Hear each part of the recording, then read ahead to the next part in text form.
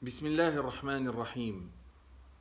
Les trois précédentes vidéos que nous avons eu le plaisir de partager ont toutes été dédiées au Coran et à cette relation privilégiée que doit entretenir tout fidèle avec la parole de Dieu.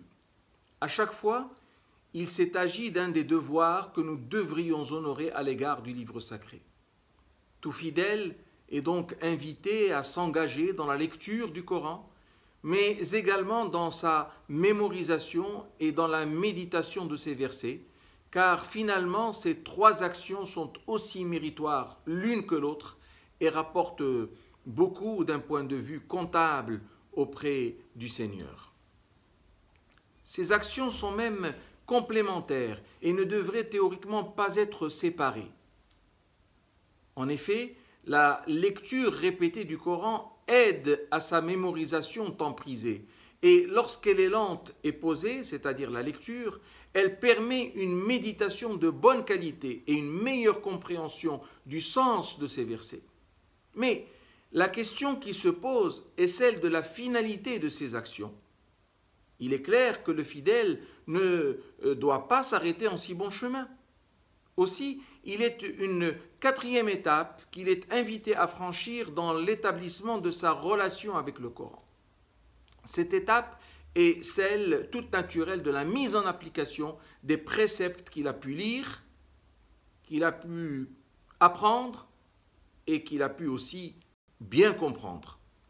Alors le messager de Dieu nous informe de l'utilité d'une action aussi admirable et nous dit dans un de ses hadiths يؤتى بالقرآن يوم القيامة وأهله الذين كانوا يعملون به تقدمه سورة البقرة وآل عمران وضرب لهما رسول الله صلى الله عليه وسلم 3 أمثال ما نسيتهن بعد قال كأنهما غمامتان أو ظلتان سوداوان بينهما شرق أو كأنهما حزقان من طير صواف تحاجان عن صاحبهما.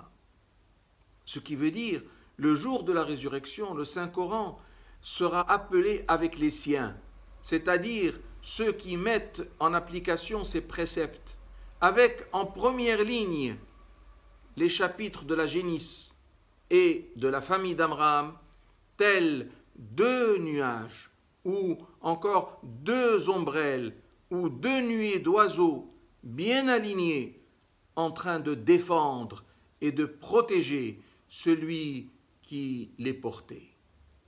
Appliquons donc le Saint-Coran, appliquons-nous à l'appliquer au quotidien.